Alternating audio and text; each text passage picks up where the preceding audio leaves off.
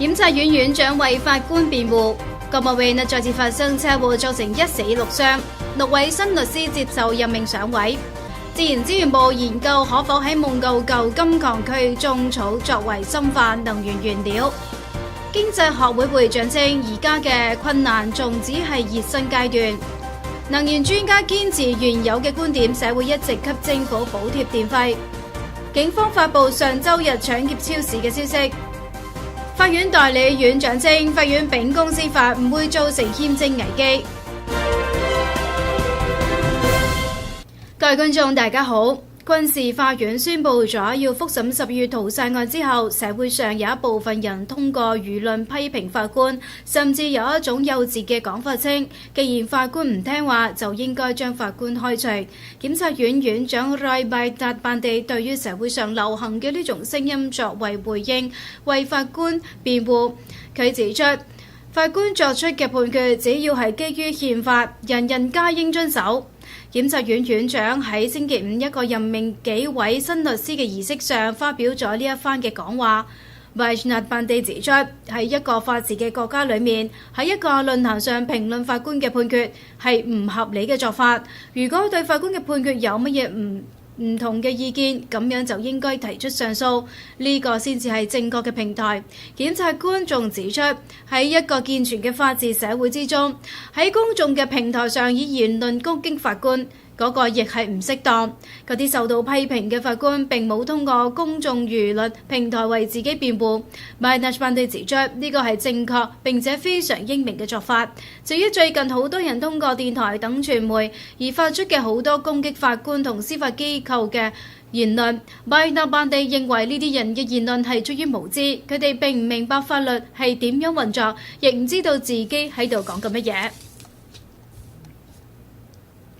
星期五喺國務院對面海東西交通公路39公里處發生一宗嚴重嘅車禍，呢個係最近喺國務院發生嘅第2宗嚴重車禍。事故涉及一架小汽車同一架麵包車，有一位男性喺事故現場死亡，另外有6個人受咗重傷。警方嘅調查顯示，事故係由第3架汽車由 Stolga Acer 開往 Damarejo 嘅方向進行咗超車嘅動作，促使另外2架汽車發生意外。坐喺嗰一架麵包車裏面嘅6個傷者係司法警察部嘅公務員。小汽車嘅司機一位51歲名為 Goynaer 嘅男性喺事故現場死亡。事故發生之後，消防隊要到場提供協助，警方要對死者嘅遺體進行屍檢。Richelieu 區嘅警察樓負責調查呢一宗事故。星期五有6位新律師喺法院接受任命。法院代理院長 Iwan Razubaks 喺任命儀式上呼籲6位新律師喺為當事人辯護嘅時候唔好扭曲事實，要向法官講明事實。法院嘅院長指出，律師守則裡面有勸勉嘅説話，律師如果接到一宗案件，律師本人都認為訴訟人嘅要求係唔合理，咁律師就唔應該接受案件。為咗遵守呢個原則，律師喺接到案件嘅時候，應當去調查案件嘅事實，讓自己以良心嚟行使律師嘅工作。法院代理院長指出，律師一定會遇到有一啲訴訟人會提出一啲十分離譜嘅講法，律師有責任去分辨呢啲由訴訟人提出嘅講法，將事實過濾出嚟。Razubaks向6位新律師強調，要喺行使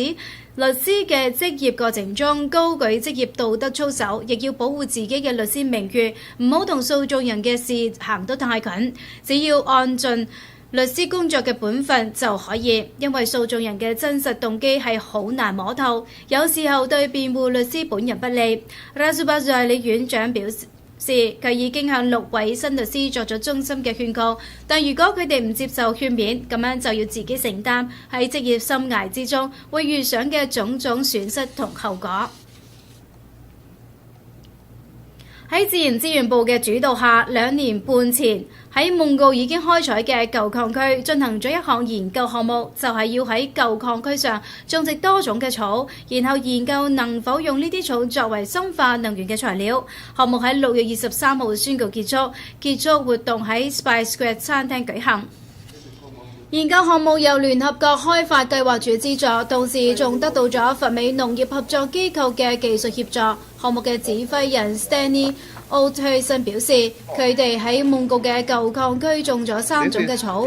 種好之後收割，攞去研究，睇下是否可以作為生化能源嘅原料。結果顯示，其中嘅2種草適宜作為生化能源嘅材料。不過要達到呢種嘅效果，有一個必須嘅條件，就係必須喺草生長嘅過程中施肥，否則草嘅產量同質量都冇辦法達標。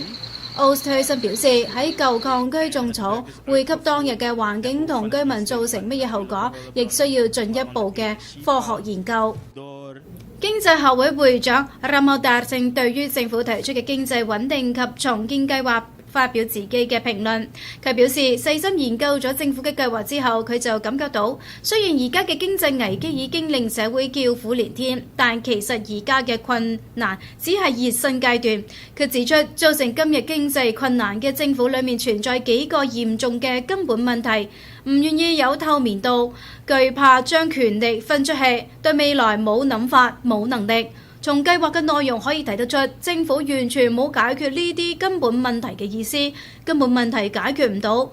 由此就可以推出一個結論：蘇里南人民要面對嘅困難同不穩定因素仍然好漫長，日後仲有更多嘅不可思議嘅事情出現。Ramadar Singh 喺星期四喺斯巴黨嘅場所參加咗一個由工會舉辦嘅研討會，佢喺活動上發表咗以上嘅觀點。Ramadar Singh仲指出，整個救國計劃都支撐喺一個基礎上，就係礦業嘅收入。政府同國際貨幣基金組織合作要推行嘅計劃之中，隻字不提如何發展其他嘅行業。由呢一啲就可以睇得出一個結論，即使呢一個計劃成功推行咗，結果亦只係恢復經濟嘅平穩，但經濟並唔能夠回到危機之前嘅水平。能源專家 Edmund Nurse 亦參加咗星期四晚上喺斯巴黨場所舉辦嘅活動，並且進一步咁談論電費嘅計算方法。佢指出，而家佢收集到更多，佢嘅結論仲係一樣，就係社會支付嘅電費仲係太高，社會其實變相咁補貼俾政府。根據佢嘅計算，石油局公司賣俾蘇里南嘅電費都係偏貴，但政府從來冇提出意見，並且仲好準時咁樣支付俾石油局公司。另外，電力公司購買嘅 MAN 發電機價格亦偏高，電力公司使用柴油嚟發電，柴油嘅價格係以每桶90美元嘅舊價嚟計算，目前嘅市價係每桶30美元。另外，電力公司嘅人員開支、器材嘅耗損費用存在大量嘅模糊。警方喺上週日發布咗一間超市遭搶劫嘅消息，紐哈芬警察樓嘅警察前往現場調查。據悉，行搶嘅有5個蒙面持槍嘅匪徒。搶劫案嘅受害者受到咗威脅，被虐待、被捆綁。佢哋搶去咗一筆嘅蘇元、美元、歐元、一批香煙、電話卡、金首飾。警方仲了解到，匪徒開住一架灰色嘅汽車逃離現場。警方嘅巡邏車喺辣道一帶發現咗嗰架汽車，警察將汽車攔停咗，並且拘捕咗司機 Giovanni M， 年齡29歲。警方嘅重案組負責調查案件。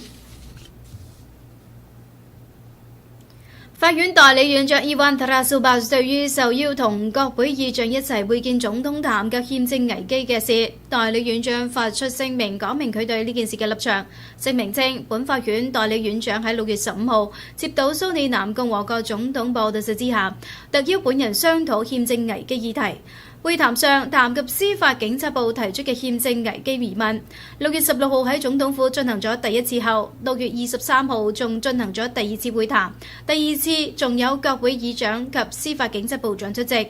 總統致本人嘅信件之中提及到司法警察部長6月14號嘅信件，令政府內部產生對國家法治體制運作嘅擔憂。6月14號嘅會談，本官了解到，司法警察部以第二封信代替咗第一封信。本法院代理院長喺會談中聲明，冇察覺到存在乜嘢事實或者情況嚟作憲政危機議題嘅基礎。12月屠殺案嘅審理係按照正常嘅法律程序進行。如果有被告方有乜嘢意見，可以同自己嘅律師商討辯護方式，以及尋找法律上存在嘅途徑。本法院代理院長喺會談之中並冇詳細咁談及12月屠殺案審理嘅詳情，因為嗰個係軍事法院範圍之事。總統同國會議長對此亦表示理解。本法院代理院長喺呢度聲明強調，任何呈交到個別法官或呈交到多位法官面前嘅案件，法官都秉公處理，加以法律、憲法、法律公約為基礎。法院秉公司法，唔會危及國家法治體制，亦唔會造成憲政危機。今次嘅新聞報道完畢，再會。